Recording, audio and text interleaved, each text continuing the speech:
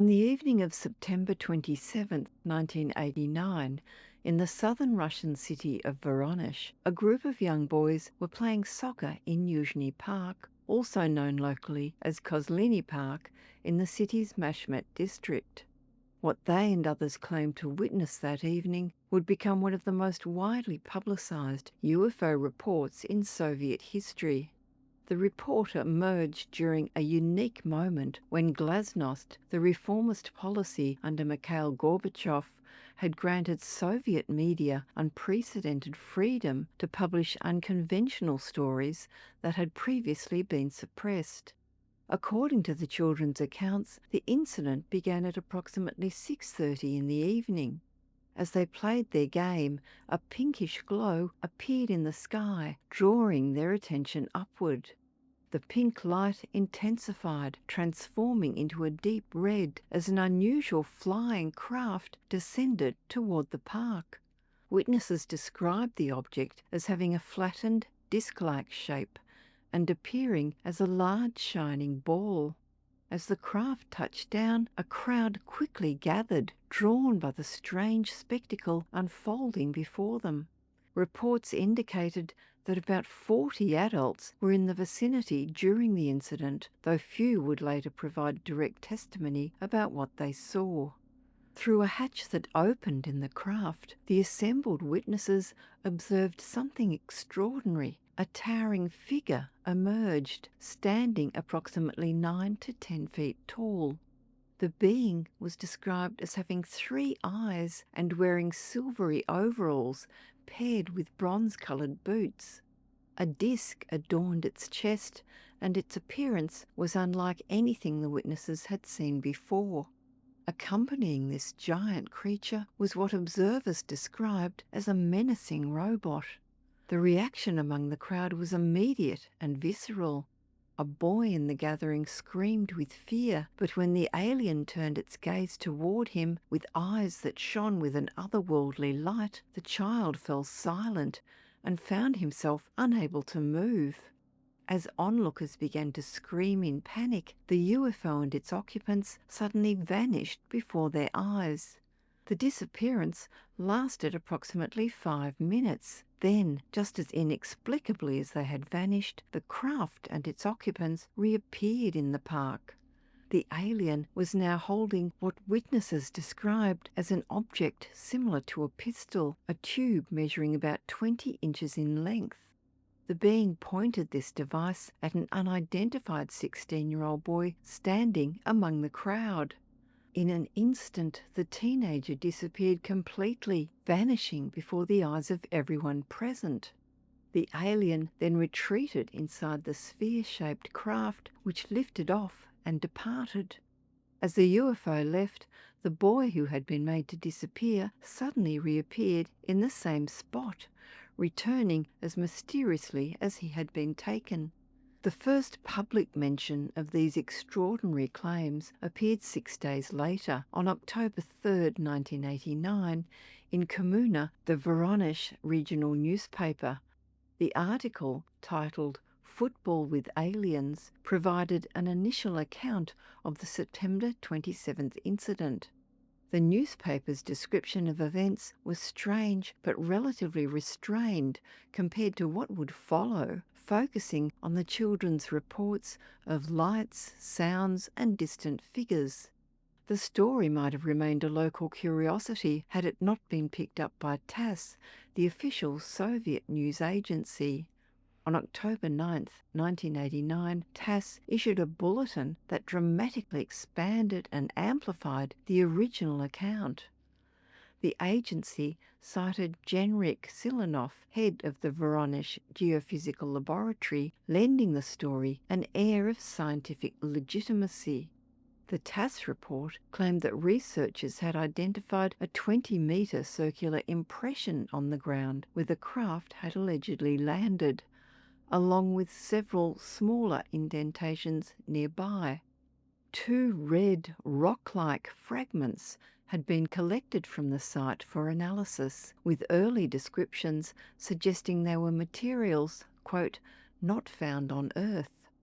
The TASS account stated that as many as 3 of these giant creatures had emerged from the alien ship, accompanied by the robot.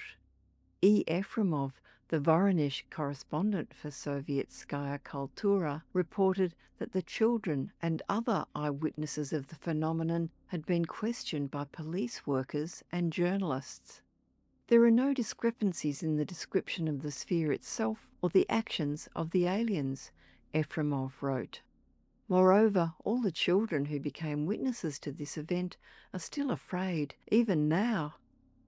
The dramatic language employed by TASS, combined with the supposed scientific backing from Silinov's laboratory, created the impression that Soviet authorities were confirming an extraterrestrial visitation.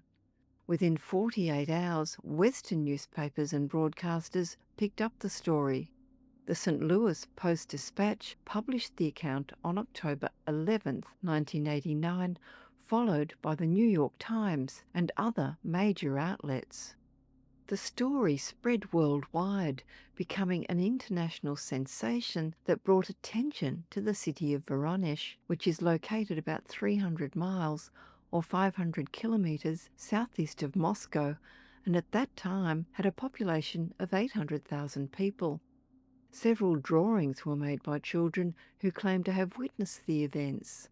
One notable detail that appeared in these illustrations was a Cyrillic alphabet character J displayed on the side of the UFO. TASS listed 3 witnesses by name in their report, all of whom were young people, and stated that a group of international researchers would be investigating the claims. However, cracks in the story's foundation soon began to appear.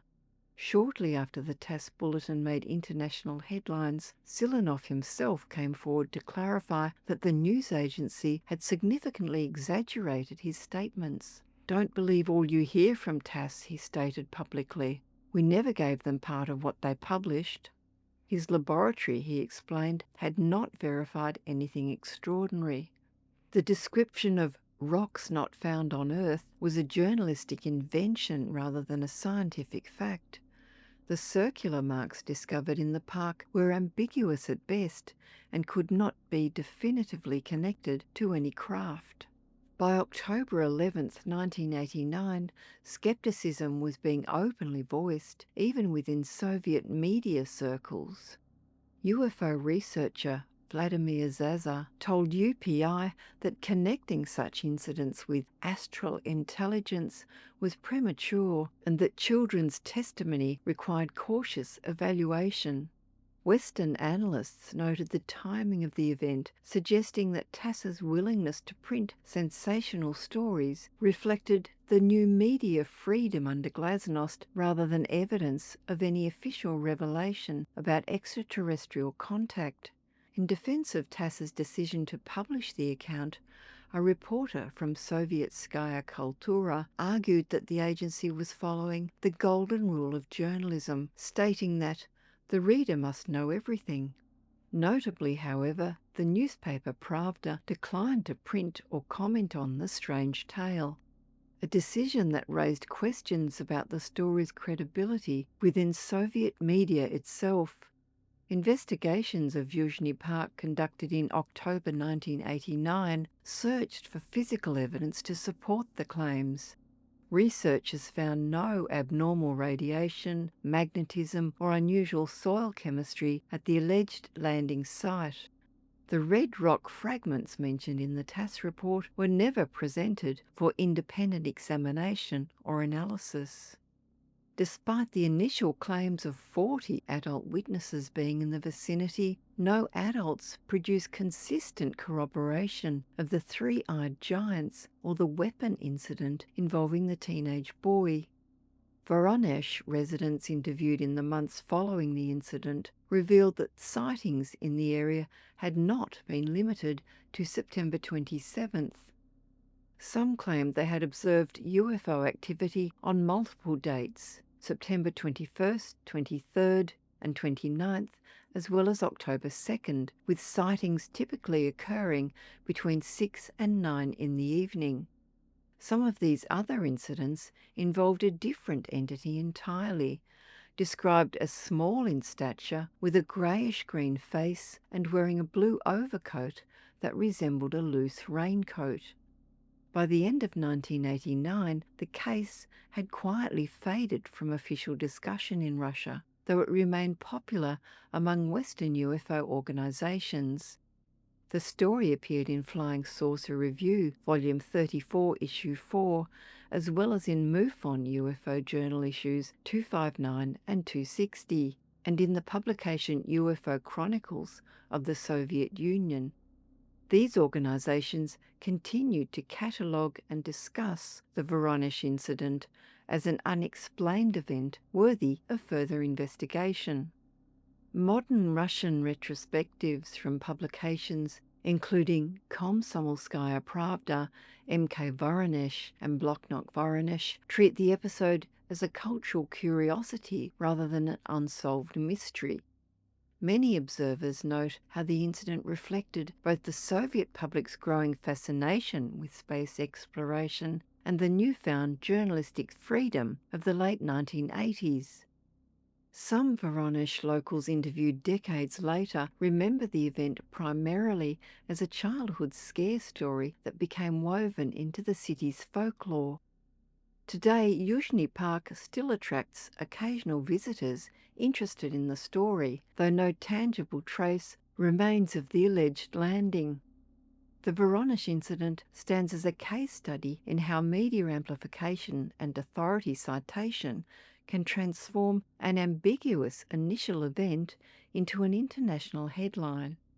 That the story emerged during the final years of the Soviet Union is significant, illustrating how the relaxation of censorship allowed extraordinary claims to flourish publicly for the first time. The change fed a brief but vivid period when such stories could be openly discussed before the USSR's collapse in 1991. While no physical or documentary proof has ever substantiated the landing, the Voronezh case remains one of the most frequently cited Soviet UFO stories, continuing to appear in Western UFO literature and online databases, often uncritically repeating the original TASS version.